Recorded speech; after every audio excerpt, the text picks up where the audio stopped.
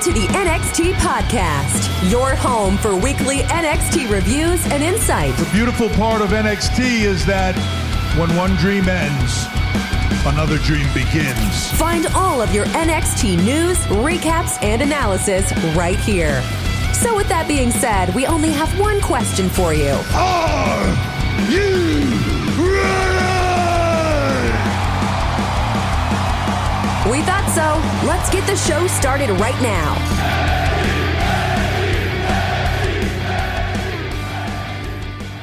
Ladies and gentlemen, welcome back to the NXT Podcast. Once again, I am your host. My name is Zachary Smith. I want to thank you again for being here with me today to talk about NXT from this past week. Very interesting show we had this week. We're going to have a lot to talk about, whether it was what was happening in the ring or what was happening behind the scenes. I'm very excited to talk to you about it today. Very excited you gave me a chance and are going to listen to me for the next 40 or so minutes. Now, generally here on the NXT Podcast, we will also cover the news from the wrestling world before we jump into the show itself. And there's not necessarily a ton of news. There's a couple stories that haven't really fleshed themselves out yet that we're going to wait on before we put our own thoughts onto it. But I was thinking as a news item was released that WWE is willing to grant a release to almost anybody at this point. And it got me to thinking. We're going to try a thought experiment, me and you. I want you to close your eyes for me. I mean, if you're driving or something, don't close your eyes, obviously. But if you're at home, just close your eyes for me and just listen to the sounds of my sultry, kind of annoying voice. I want you to picture that you are a WWE superstar. You signed on to WWE. Maybe you're a lifelong fan. Maybe you're somebody that showed an aptitude for this kind of thing. You go through all of your training, or you go through the independent circuits, and now you've made it to the big time. I'm proud of you, by the way. Good job. I told you you could do it. You were all like, oh, I don't know if I can do it. I was like, you can. And now here you are, if you would have just listened to me. But now, you're performing for thousands and thousands of fans in arenas. You're getting great reactions. You're having great matches. You're making the most of each opportunity that's given to you. And then I want you to picture that your boss, Vince McMahon, decides that rather than giving his full focus to the wrestling company that he's brought to unprecedented heights, he's going to restart the XFL. Now you are WWE superstars, so proud of you. Recognize the XFL as the football league that did not succeed. It's a football league that folded. It's a football league that tried to be a football and wrestling league, which nobody asked for, nobody wanted, and they showed that. And after it closed all these years later, your boss decides that he really wants to give it another go. He really wants to do that. And so you think to yourself, well, that's a bit odd. That's not ideal. He's probably not going to be able to focus as much on the creative process and all the things it takes to do a successful company. But fine. So he's already dividing his attention. Then I want you to picture this virus hits. So while your boss is distracted, you're having to go out there, and now you're performing for no fans. You're performing to an empty arena. You know that there are people watching at home, but it's not quite the same now. You as a performer probably don't feel like you're giving your best because everything that you've heard from the other wrestlers, or sports entertainers, because those are very different, is that they feed off of a crowd. And then you start to notice that the television ratings for your product have gone down since this has happened because, as it turns out, people aren't as willing to watch wrestling that doesn't take place in front of a crowd because you lose something. And then I want you to picture that a bunch of your friends, maybe mentors, maybe opponents, maybe tag team partners, get released. and you're maybe given a 4-minute conference warning about it, that there are going to be releases, and then you get text from a lot of your friends saying, I was cut. Some of those friends are guys who were in the Night 1 WrestleMania main event, played a pivotal role in that. Some of them are former show general managers who you know are fantastic in the ring, but for some reason didn't get a chance to show it. Some of them are referees that have been with the company longer than anybody. Some of them are producers that probably helped you along the way, and you don't see why those people would be furloughed or released. Some of them are wrestlers, sports entertainers, that you know are fantastic, but were never given a chance because your boss, who again decided to restart a football league nobody asked for, just got bored with them. And then I want you to picture that a lawsuit comes against your boss, Vince McMahon, because he, at best, shadily decided to shut down the XFL because of this virus, and he is now being sued by the commissioner of that league, Oliver Luck, for essentially breaching the contract that he signed by just trying to fire him, get rid of the league, and file for bankruptcy. And then I want you to picture that some of the shareholders for WWE as a publicly traded company are suing Vince and the WWE for, lack of better terminology, negligent behavior. And with all of these things going through your head at the same time, you find out that the dividend payments were issued for WWE stockholders, and you think to yourself, and you do some calculations, and you think, boy oh boy, this is a company run by millionaires that cut people for no reason. You look around to other wrestling companies and see that no releases have happened from any of those companies. Quite the contrary. Some companies are still paying people that they had not officially wrestled for yet. Some companies are taking people that have signed but have not wrestled and are still paying them.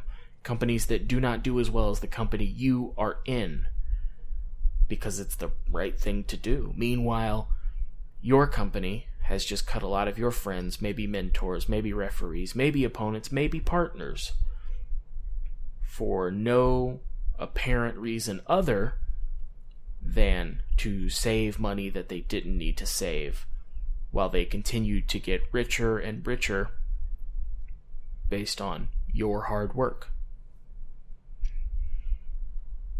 And so, with all of those things, presuming that you are a WWE superstar who, let's say, has made some money and is pretty comfortable at the moment, and all you've heard from this company is that we're a family, and we're going to do what's best for you, and now you realize that those were just lies, those were just bold-faced lies, because as soon as something bad happens and they see the possibility of making less money, not no money, not running in a negative, making less money, they decide to just cut bait. And so if you really think about it and you open your eyes, other than the idea that there aren't going to be a lot of jobs going around, when there do become more openings in your profession as you open your eyes, why would you want to stay with a company like that? Why would you want to stay with a company that you now know does not value you as a person, or particularly a performer, so much as a number on a spreadsheet? And if that number exceeds what they think it should, they're just going to cut bait with you. Meanwhile, you're expected to make all of these shows, to not complain, to dress appropriately as a superstar would, and to give up your body and your time and your health you're constantly judged on what you do. You're always making the wrong decision. If you do something that seems like no big deal, you get this mystery heat, or maybe you don't, and maybe they just get bored with you, and you're told creative has nothing for you. The reason I had you go through this exercise is that the way that WWE has run their business through this pandemic, I think has hopefully opened a lot of people's eyes. And I never want a company to do poorly. But in this case, they've demonstrated to you that they simply are not good people. And I think that when you show people that you aren't good as a person, they're a lot less likely to work for you. And that's not the kind of thing that I would want happening when Impact Wrestling is very successful. AEW is very successful and often beats NXT in the ratings. I don't know that I would want to push people away just to make a little bit more than I currently am when I'm already a millionaire. And so the point here is that you can do that, and that might help your books in the short term. But it would seem to me that this is going to cause a lot more problems for them in the long term. And frankly, they've earned every bit of it. But, if you'll give me just a moment to step down off of my soapbox, I would love to talk with you about NXT from this week. It was an interesting show, as I said. We start with a recap of the Cruiserweight tournament thus far, and Charlotte Flair arriving at the arena. You'll be remembered that Charlotte is the NXT Women's Champion, and you'll also remember that I love that decision so much. She's going to be so good for the NXT. I'm super happy about it. So, we're starting with a Cruiserweight tournament match. We have Isaiah Swerve Scott. He's out first. He is 0-1 in the tournament. He lost his first match to Kushida. And we have Jake Atlas and Akira Tozawa and Kushida and Phantasma, who are 1-0 in this tournament so far. Remember, we have a Group A, we have a Group B. You fight everybody in your group, and whoever has the best record moves on to a singles match for the title. And then we have El Hijo del Fantasma coming out next. And it was an alright match, I suppose. It was very kind of slow and methodical, which doesn't really match what you usually see with the Cruiserweight style and what this tournament has been thus far. Like I said, it was really slow, not necessarily the most interesting, but Mauro Ranallo and Beth Phoenix, who were on commentary, really helped this match a lot. It's very hard to have a bad match when Mauro is calling it, because he makes everything feel important and things feel impactful that maybe aren't. And we have a quick roll-up by Swerve. He pins Phantasma, and so Swerve and Phantasma are both 1-1 in the tournament. And again, we're fighting for the best record. Then we'll have a one-on-one match to determine the interim Cruiserweight champion. And then Swerve is interviewed after. It was a pretty good interview. I realized that I hadn't heard Swerve talk very much, so hopefully he gets a chance to do that more as this tournament goes along. And we cut from that to a Damian Priest promo in the back. He says that the running is over. I finally get to finish what I started. When the night's over, Keith Lee, you'll be the one that gets to bask in the glory of the new North American champion. And then we have Adam Cole, who's actually in the building today. So that's good. And we find out that it's going to be Adam Cole versus the Velveteen Dream for the NXT title next week on NXT. And Adam says that the Dream still doesn't deserve a title shot, but he will show up as the greatest and longest reigning NXT champion that's ever been. And the Dream, it will be over. Then we cut back to the arena, and Mia Yim is out. And then Charlotte Flair is out. And it occurs to me that I forgot that this match was happening. and I forgot it's happening because it doesn't feel important, and it doesn't feel like there's stakes. Mia Yim doesn't win very much, and Charlotte, as a champion here, feels like a temporary band-aid for NXT that NXT did not need. NXT was doing great with the women's division, and now it feels like we're kind of stopping everything because Charlotte Flair is the champion, and so we're kind of just waiting for her to lose the title to one of these people, and it appears as though really the only person that's going to come out maybe better for this is whoever beats Charlotte for the NXT title. And so it occurs to me as they're doing the introductions that this match is a non-title match, so I further do not understand the point of it.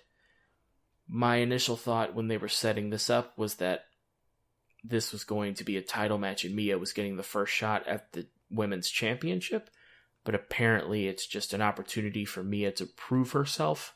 It's not. They never said that if Mia wins, she gets a title shot. It's just a match for the sake of a match.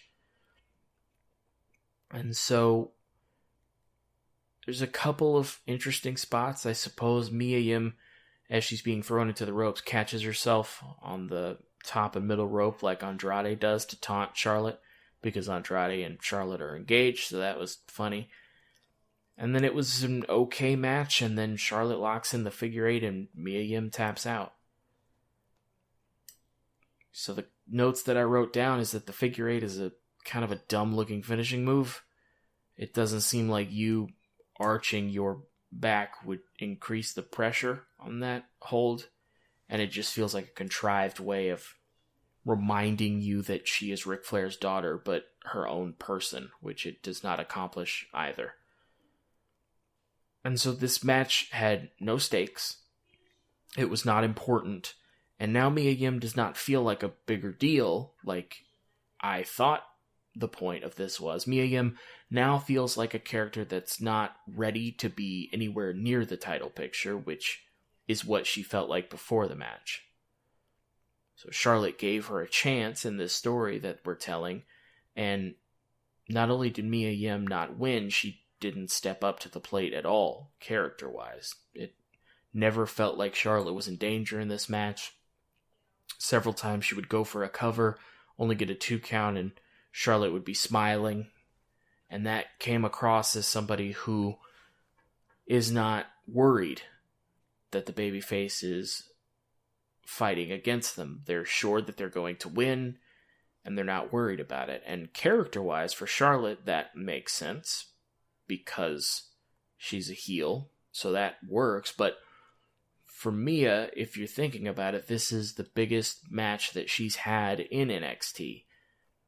And so it would seem as though you would at least want to have a situation where she takes Charlotte to the absolute limit, and Charlotte maybe has to cheat to beat Mia Yim. There was no universe in which Mia Yim was winning this match, but you could have done what I thought the point of this was, which was to get other people over. That's not what we did. And now I don't know what you do with Mia Yim, because she's clearly not a contender for the NXT Women's title. She's, as a character, clearly not ready for that. The person, Mia Yim, is. The character in this story we're telling is not even close. And so this seems like a situation where you would be moved to the back of the line because you showed us nothing that would indicate that you should have been in this spot in the first place, other than you happened to be Charlotte's first match. Then Charlotte wipes the floor with you, is never pressed, and makes you tap out. So when we originally put the NXT Women's title on Charlotte Flair, again, I thought that the point of this was that Charlotte was going to come to NXT and start putting people over. And by that, I don't mean losing. You don't have to lose to put somebody over, but you can construct a match and a story in such a way that Charlotte is trying everything she can as a heel. The baby faces always look strong against her, kind of like Ric Flair, because I don't know if you know, but Charlotte's Ric Flair's daughter. They don't mention it very much. Like Ric Flair did when he was NWA champion, he would go to these individual territories as a heel, and he would face whoever their most popular or best babyface was. And Ric Flair's job in that scenario was to, although he would generally win, he would make that babyface look like $1,000,000. And generally, you would have a situation where the babyface looks like they're going to win until Ric Flair escapes by the skin of his teeth. This does a few things. It establishes Ric Flair as a heel champion, where you respect that he is the champion, but you know he had to lie, cheat, and steal to keep that championship. And more importantly, for whatever territory Ric went to, that babyface is now much better off for having been in the ring with Ric Flair, because now that babyface can say next week that Ric Flair came here as the NWA World's Champion, and I took him to his limit. Ric Flair, you know I had you. You knew you were beat. You knew that title was slipping out of your hands, and so you had to turn to cheating. You had to hit me with a low blow. You had to poke me in the eye. You had to take out the referee. You had to do something to give yourself an advantage, because you knew in a fair fight I would take you one-on-one and I would have taken your NWA championship. By this point, Ric Flair's long gone. He's on to the next territory. But because that babyface now got the rub from Ric Flair, that babyface is now much more over than they were. They're much more credible than they were. And the next time Ric Flair comes through, the fans are even more sure that my guy can absolutely become the champion. You increase business the next time. This is the whole model that this was built off of. The whole point of being the champion in that era was that you maintain the championship and the prestige thereof, and you were able to build other people up. And I say that to say, if we were going to take Charlotte from the main roster and put her on NXT, you would think that you would want to do something similar.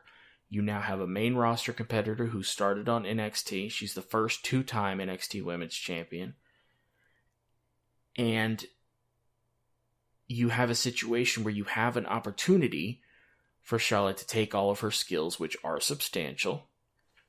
While I question this move, I've never questioned that Charlotte Flair is an incredible in-ring performer. Her promos usually leave something to be desired for me, but in the ring, you can't do a lot better than Charlotte. And when you have somebody like that, you would think, because she is a heel and she is now the champion, you're going to have baby faces chasing, that you can use that opportunity. So you can put her against Mia Yim and have her eventually win, but either have to cheat to win or have to use a bunch of unfair advantages so that you come out of it thinking, dang it, Charlotte won, but Mia almost had her. That's the most important thing. The babyface almost had them. And at no point during this match or during this build-up did it ever once feel like Mia had Charlotte or had Charlotte's number or even had an opportunity to have Charlotte. It felt like from the beginning that Charlotte was giving Mia a gift. Charlotte was saying, you were my first match in NXT. You helped me become a star, so now I'm going to help you become one. Last week she said that Mia was a good hand, which is generally wrestling parlance for, you're good but you're nothing special. Now that's a fine story to tell if Mia either beats her because this was non-title, or the right decision I think is for Charlotte to win, but barely escape by the skin of her teeth. In that scenario, Mia Yim comes off better. She comes off looking more credible than she ever has. She can take that momentum on to the next thing she does, and you start to see cracks in the armor of Charlotte as she goes through competitors. Yes, she's keeping the championship, but she's only barely doing so. In the scenario that we actually got, Charlotte dominated the story, by basically giving out a freebie to Mia Yim for no earned reason. Every time Mia Yim gets an opportunity, she does not capitalize on it. And then we took that story, we put them in the ring, and we created a scenario in which Charlotte was never in danger of being pinned. Charlotte never had to do anything particularly underhanded to Mia Yim, because Charlotte Flair was by far the better woman. She beat Mia Yim down. Mia got offense in, but never anything to such a point that I felt she was going to win. And then Mia Yim just tapped out. And so with this story you've built, you've kept Charlotte the same. You've put a match that immediately felt like it was a disappointment and had no stakes. And you've made Mia Yim worse for it. Because for all that bluster and all that babyface fire that you were supposed to have, you didn't get the job done, and you didn't look like you were even qualified to be in that job. So I don't know what they do with Mia Yim here. Mia Yim kind of feels like the Dolph Ziggler of NXT, somebody who's very good in the ring and very good in stories that they're in, but it would seem as though they're never going to be the one. So Mia Yim's not going to be a Rhea Ripley where you build that story and then she eventually wins the title. I'm not saying that would have been the right decision. I agree with Charlotte winning, but the next time Mia is in a feud, I'm more confident now than I was, which was already pretty confident, that she's going to lose, because when you get labeled as a quote-unquote good hand, like Dolph Ziggler, like Mia Yim, those people don't get the opportunities. Those are the people that the new up-and-comers work with and then beat because they think you have some kind of credibility as a character. But if you put people in stories like this, after being on a losing streak and then last week giving them one win to try and make us forget about that, that's not what happens. They often like to say that wins and losses don't matter in the WWE, and that's simply not true. The reason this story was disappointing is because Mia Yim has lost a lot. And she lost here in more ways than one. We've talked a lot about, on all of these podcasts, how there's been a lot of moments that would have been really, really cool in front of a live crowd. Edge at WrestleMania, Drew McIntyre's WWE title run. A lot of these things would be very interesting. This, I think, would have been a dud, because this was not an engaging story, this is not particularly interesting competitors, and it was kind of a thrown together story that was done very quickly. And watch this transition. And speaking of rush stories, you see what I did there? I'm a professional. As Charlotte's coming up the ramp, Io Shirai's music hits, and she comes out and she's yelling at Charlotte and just says, "Next week, you're mine." And so apparently next week we're just doing Io versus Charlotte for the NXT title with no real build. I mean, Io won the opportunity to be number one contender, and then they had one or two video packages of the two of them that didn't have anything to do with each other, and now Io randomly comes out and challenges Charlotte for next week. So again, we're doing it with no real build for a title that I don't think Charlotte's losing yet. This is only going to be her second feud since winning the title in NXT. I highly doubt that they brought her here just to beat Mia Yim once and then lose the title to Io Shirai. It occurred to me that I don't know that Charlotte's going to stick around NXT after she loses the title, so I don't think she's going to lose it to Io yet. So one of two things are going to happen. Either Io Shirai is going to lose, in which case you now have to build somebody else up to this spot, and it kind of feels like a waste that Io got the opportunity in the first place, or Io Shirai wins, becomes the champion. That's good, but then you have Charlotte Flair, who either is just going to be on the NXT roster, which for her character doesn't make sense. I don't know why she would stick around if she's not the champion. And you have a situation where she may just go back to the main roster, which means that there was no point in her beating Rhea Ripley at WrestleMania, which is what I said when she beat Rhea Ripley. So either way, it kind of feels like you lose. So, I mean, I don't own a wrestling company, but that seems counterproductive. Call me crazy.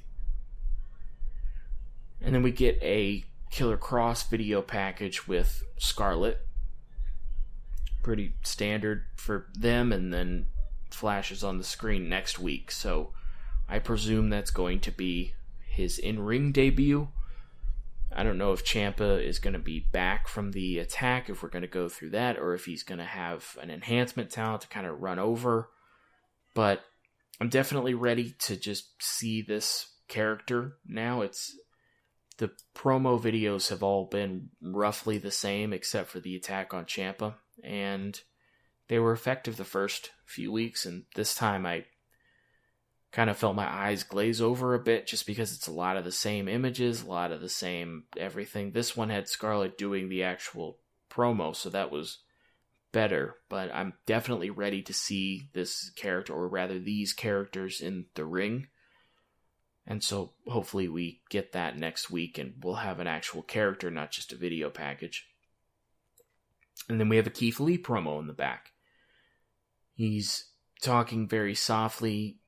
Remember that Damian Priest hit him in the throat with that nightstick.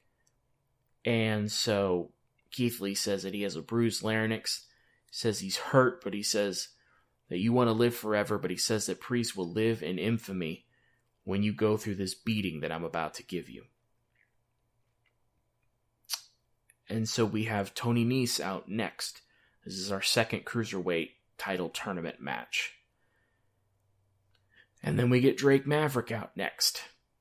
And him being in this tournament without technically having a job still feels gross. This is a person that was an excellent general manager and then was put in a stupid management position for Authors of Pain when they already had a manager that they fired, and then he didn't fit with the group.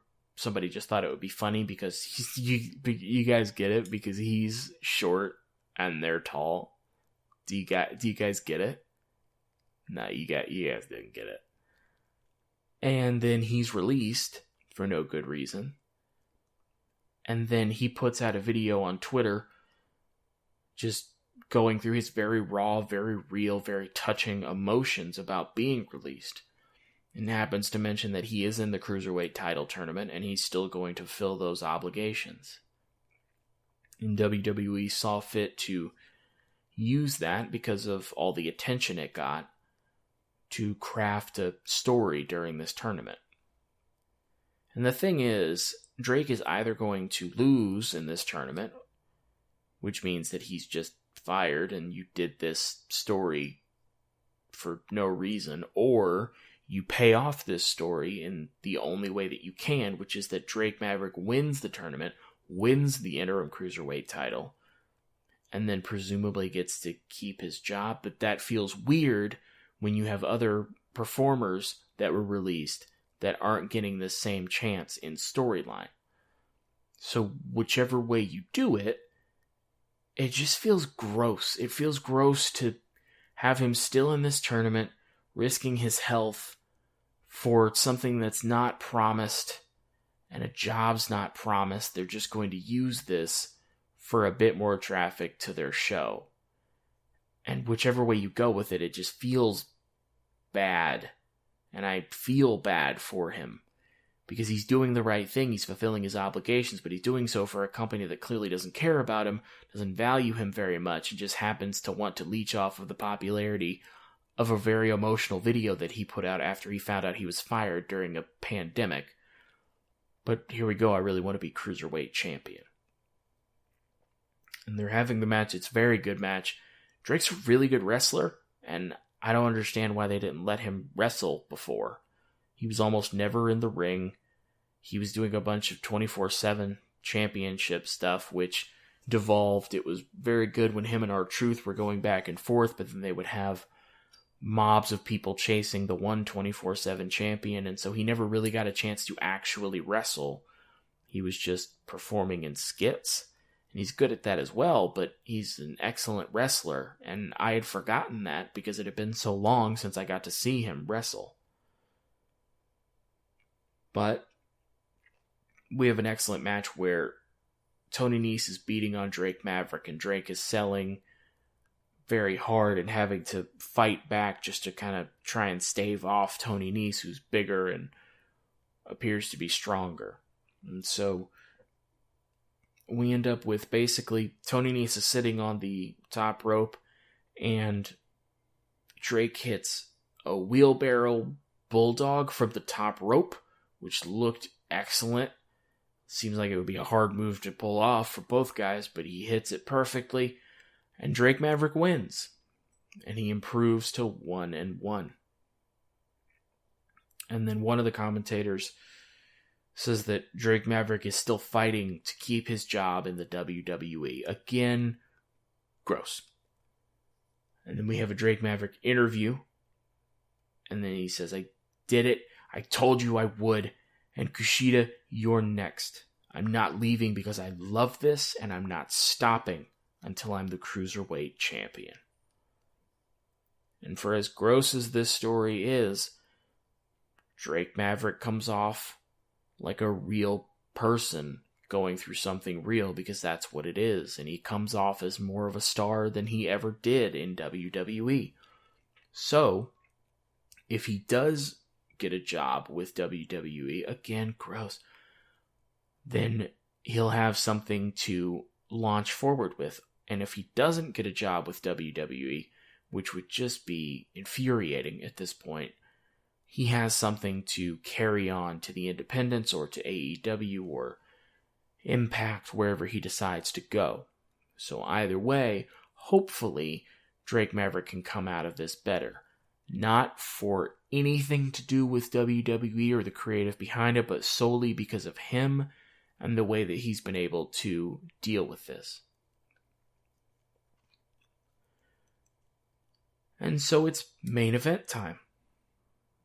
Damian Priest is challenging Keith Lee again for the NXT North American Championship. And so Damian Priest comes out first. Damian Priest has a pretty cool entrance. I was never really sure why he did the bow and arrow thing without a real bow and arrow. That feels weird. But he does it to turn his name on the top Titantron of the ring. It's a cool entrance. He's a cool character. He just hasn't had a lot to do on the main roster. It's kind of the same thing as a Dolph Ziggler or a Mia Yim to a lesser degree, where he's in these good stories, but then he loses. And so Keith Lee is out next. He is our North American champion. Usually Keith Lee has a smile on his face, and he's posing with the title, mouthing some of the lyrics to his theme that he performs.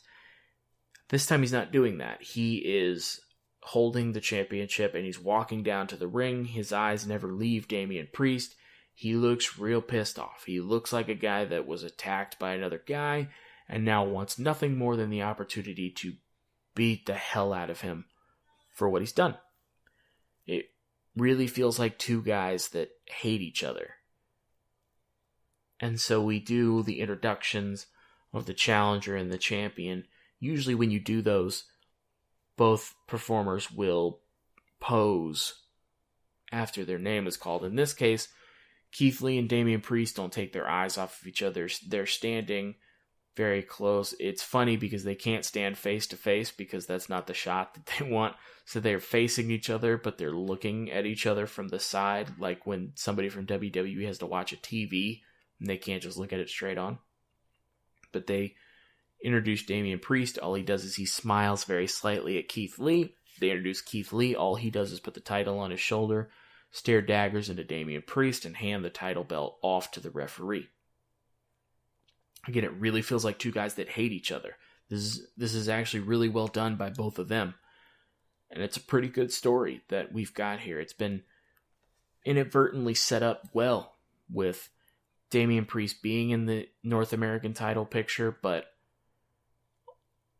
he's not the one that got beat in that triple threat match. It was Dominik Dijakovic.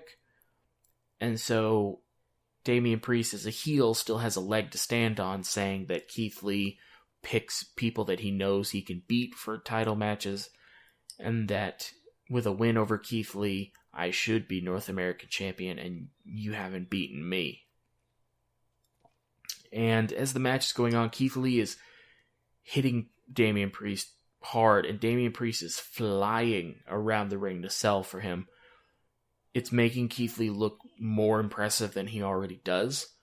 And Keith Lee can look impressive by himself, but when you have somebody like Damian Priest in there who can sell really well, and he can feed a comeback really well, and he can just fly around the ring, it makes Keith Lee look 10 times more powerful than he already does.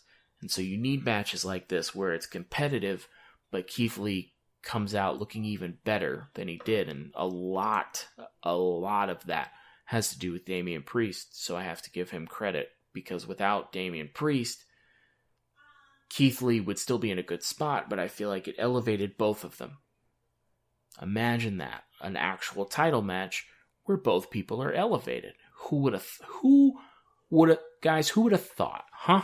Who would have thought? And Damian Priest eventually has had enough. He goes out to the side and he picks up the North American title, and he also picks up the nightstick. He stands on the apron rather. He has the nightstick down so the referee can't see it, and the referee takes the title belt from him, and as the referee is overdoing that, Damian Priest comes up to Keith Lee and he goes to hit him with the nightstick, but Keith Lee catches Damian Priest's arm.